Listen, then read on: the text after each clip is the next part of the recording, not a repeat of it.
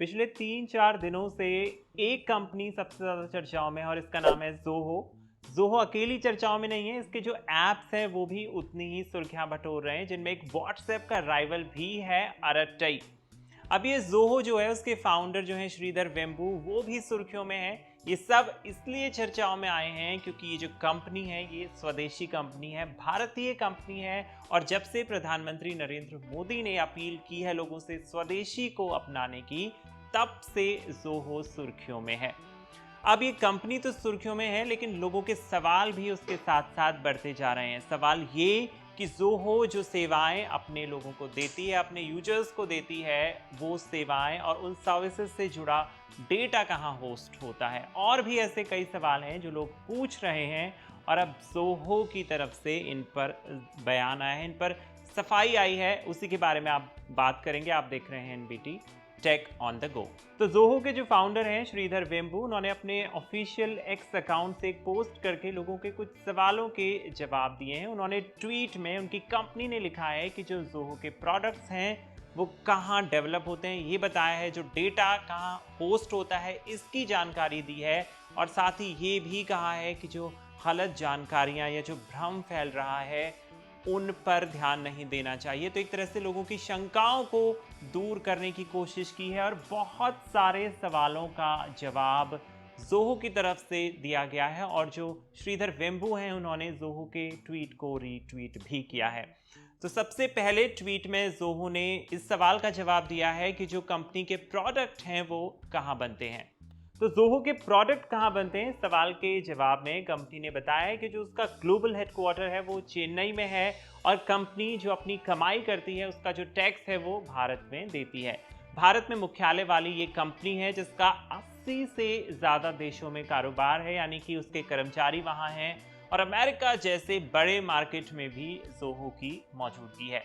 एक सवाल ये पूछा जा रहा है कि ज़ोहो अपने डेटा को कहाँ होस्ट करती है। तो ज़ोहो ने इस बारे में बताया है कि वो भारतीय ग्राहकों का जो डेटा है उसे भारत में ही होस्ट करती है, यानी लेकर जाती है। इसमें मुंबई, दिल्ली और चेन्नई सिटी में कुछ उसके इंफ्रास्ट्रक्चर शामिल हैं और जल्द ही ओडिशा में भी डेटा होस्ट किया जाने लगेगा, ये जानकारी दी गई है। कंपनी के पास दुनिया भर में 18 डेटा सेंटर्स हैं और वो संबंधित देश या क्षेत्र का डेटा वहीं पर होस्ट करते हैं। कंपनी का जो मकसद है हर देश का डेटा उसी के अधिकार क्षेत्र में होस्ट करने का है। ये जानकारी जो है ये ज़ोहो की साइट से दी गई है। अब लोग ये भी पूछ रहे हैं कि किस हार्डवेयर पर जो कंपनी की सर्विसेज हैं वो रन करती हैं। तो कंपनी का कहना है कि उनकी सभी सेवाएं उसी हार्डवेयर पर चलती हैं जो उनका अपना है। सभी सर्विसेज उन सॉफ्टवेयर फ्रेमवर्क पर हैं जो कंपनी ने खुद डेवलप किए हैं।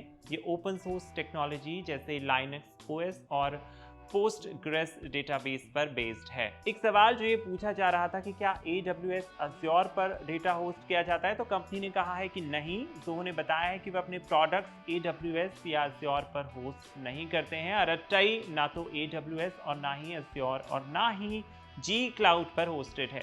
ये बताया गया है कि कुछ सर्विसेज का जो इस्तेमाल है वो रीजनल स्विचिंग नोड्स के लिए किया जाता है ताकि ट्रैफिक जो है वो तेज किया जा सके।